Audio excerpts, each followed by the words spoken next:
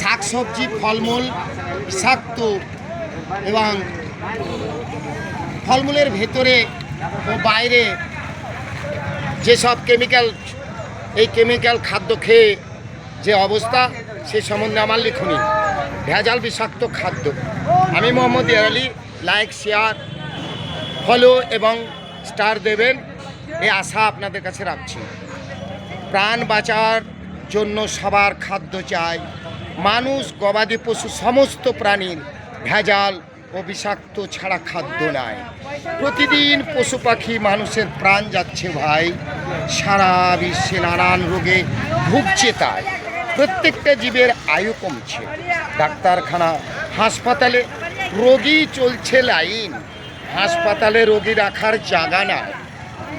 ডাক্তারখানা, হাসপাতালে রোগী চলছে লাইন। হাসপাতালে রোগী রাখার জায়গা নাই। নতুন নতুন রোগে মানুষ, পশু পাখি ভুগছে।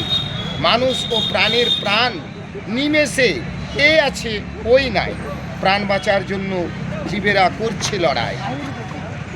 ডেট ফেল বিষাক্ত পানীয় খাদ্যের জন্য মারাত্মক রোগ যেমন ক্যান্সার, সুগার, ব্রেন স্ট্রোক, শ্বাসকষ্ট, শরীর নিয়ে করছে যান বাঁচার লড়াই।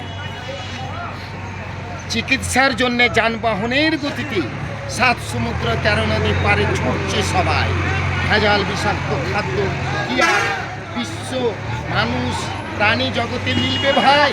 ভেজাল খাদ্য থেকে প্রাণ বাঁচার আছে কি উপায়? জীবনভর দিনে রাতে নানান রোগের যন্ত্রণাতে পেট বাঁচাতে প্রাণ যেতেই থাকবে না কি বাঁচবে ভাই? সমাপ্ত।